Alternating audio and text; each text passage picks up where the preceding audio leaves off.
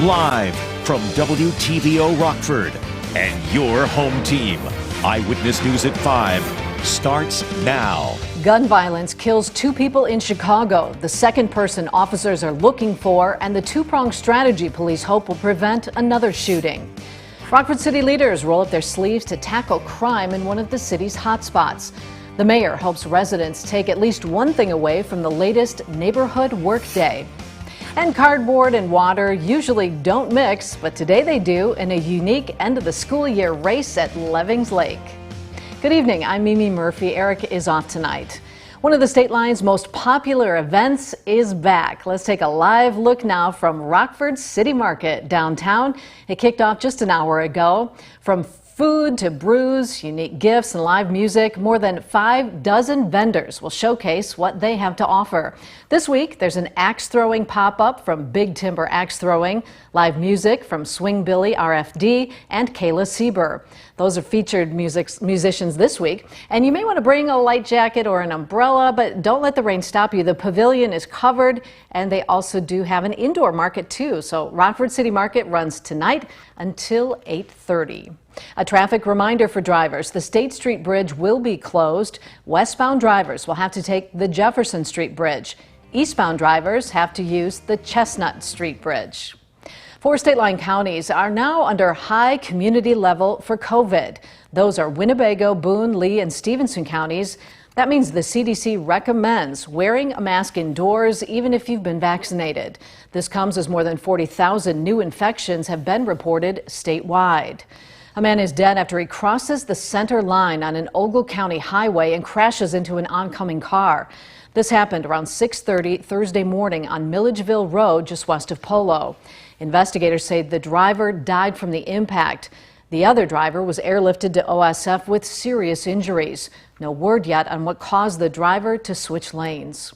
2 people are dead after a fight turned into a shooting outside a Chicago McDonald's. This happened after 10:30 last night near the Mag Mile shopping district. Chicago PD says 2 groups of people were fighting when the shooting started. Officers ran after the shooter and arrested a suspect at a subway station. 7 other people were shot. The youngest victim is 17. He's expected to survive. Police didn't say if any of the victims were involved in the fight. So this is a gun crime crisis in our city and in our country. If the person who did this doesn't have a gun, this is just a personal conflict that may or may not lead to fights, no one being killed. Video surveillance captured the shooting. Police say it also showed someone handing the shooter a gun. They haven't identified that person yet. Chicago leaders move quickly to make changes to their rules on curfew. Effective immediately, no one under 17 can be on Chicago streets from 10 p.m. to 6 a.m. For those 12 and younger, it's 9 p.m. on Friday and Saturday. However, this doesn't apply if a minor's attending a sponsored event like a baseball game. Officers will also be posted at State and Chicago, as well as at the nearby Red Line subway station. The city of Rockford hopes to prevent crime by literally cleaning up the streets. It's all part of the neighborhood workday, a strategy targeting 6 neighborhoods struggling with crime. Today, they were in the neighborhood nestled between Fairgrounds and Wells Parks. Volunteers were out fixing sidewalks, trimming trees, and patching up potholes. Some residents also applied to see if they can get some home repairs for free. There was also a block party. Mayor Tom McNamara says the key to today is making sure neighbors get to know each other. We know that neighborhoods are safer when you know your neighbors. And so we want to bring neighbors out. We want them to build connections with organizations, with the city, but also with themselves. Doctors from the University of Illinois College of Medicine also went door to door offering neighbors free health screenings. A small army of volunteer attorneys help ex-offenders move on from their past mistakes. It's all part of the Second Chances Expungement Summit at the Nordloff Center. About 20 volunteers met with more than 150 people hoping to get their criminal record expunged or sealed. Organizers say they've all served their time but are still being punished. So we find a lot of people are prevented from getting jobs because of their criminal records. Some of those records are from years and years ago. They've been holding people back. Some people can't even participate in their kids' school. Not every case the attorneys see are eligible. For those who are, they'll file petitions with the court. Crouch says the whole process could take up to 5 months. Rockford High School students on the engineering pathway use their design and engineering skills to compete against their classmates. They put their cardboard creations to the test at Levings Lake. Nikel Delgado was there. Nikel, how'd it go? Mimi, this was a great way to end the school year. It's a fun opportunity for students to showcase their engineering skills and everything that they've learned this year. The challenge is the canoes are only made out of cardboard and duct tape. Hopefully we can make it go around the thing and have a good time. See new schools, see their boats and whatnot, you know. This is our boat. This is Junior at East High School Waller Thaw. He tells me it took him and his team weeks to perfect their canoe. He says their secret is to have a sturdy base. You can get like different points for different categories, but we're in it to win it. Just go around. All competitors will be judged in multiple areas: the presentation design of their canoe, their engineering design and notebook, and the build of the canoe. Then they will race the canoes in the water. Awards will go out to Best Theme, Speed, and the Titanic, the boat that has the most dramatic sinking ship.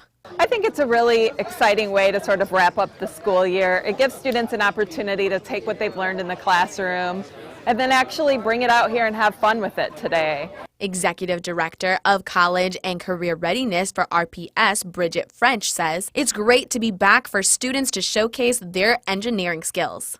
You know, all of the hard work and planning for curriculum and the classroom experiences, and then seeing it put into practice outside, seeing students having fun, it's just, this is what makes it all worth it.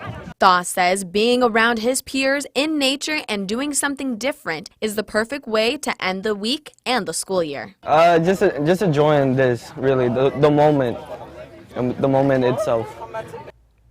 There were many winners tonight, but the school that did the best in all of the categories was Guilford High School. Mimi? Looks like fun. All right, thanks, Nikel. Coming up next on Eyewitness News at 5, fallout from the deadly shooting rampage at a New York grocery store. Why a 911 dispatcher who answered the call may lose her job. And a cold front today brought our temperatures and dew points down quite a bit, but we held on to some rain chances. Rain chances and cooler weather remain with us all this week. I'll have all the details coming up in just a few minutes. You're watching Eyewitness News, your home team with Eric Wilson, Mimi Murphy, Scott Leber, and meteorologist Jordan Wolf. A 911 dispatcher who answered the call during a racially charged shooting at a New York grocery store may lose her job. An employee at Tops Friendly Market called 911 while the shooter was inside the store. An Erie County spokesperson says the caller whispered into the phone, fearing the shooter would hear her. He claims the dispatcher asked why the caller was whispering, yelled at her, and hung up. 10 people were killed in the shooting last Saturday. The dispatcher has been placed on leave. A disciplinary hearing is scheduled for later this month. On Capitol Hill, there's a change in how Democrats are reacting to the latest mass shooting.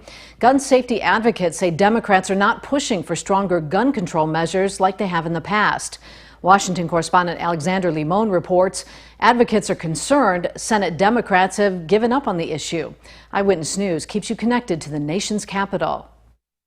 The Democrats are divided. Alex Barrio with the Center for American Progress says following the mass shooting in Buffalo, Senate Democrats are largely avoiding talking about new gun control measures. The House, which can act, which has acted, which wants to act on this, feels a sense of futility because, again, a handful of senators who would rather just wash their hands of the whole issue, side with the conservatives and pretend that nothing's going to happen and pretend that they can't do anything. After previous mass shootings, Senate Democrats have forcefully called to expand background checks or ban assault-style weapons. So we asked them what's changed. I think people are frustrated that again and again, despite best efforts, the Senate has been unwilling to just work through what universal background checks would look like. Senators John Hickenlooper and Mark Warner both expressed no hope of passing a universal background checks bill. Do I think it's going to get 60 votes?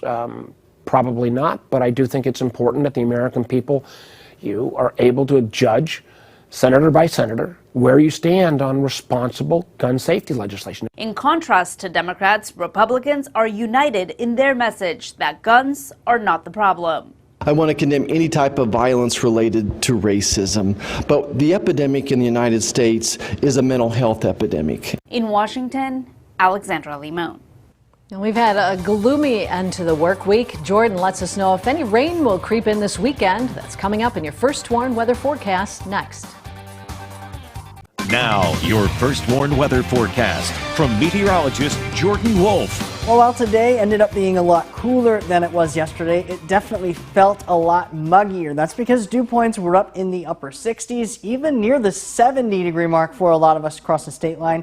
A cold front, though, is swinging through, bringing those back down. But right now, we still are seeing dew points in the upper 60s in DeKalb.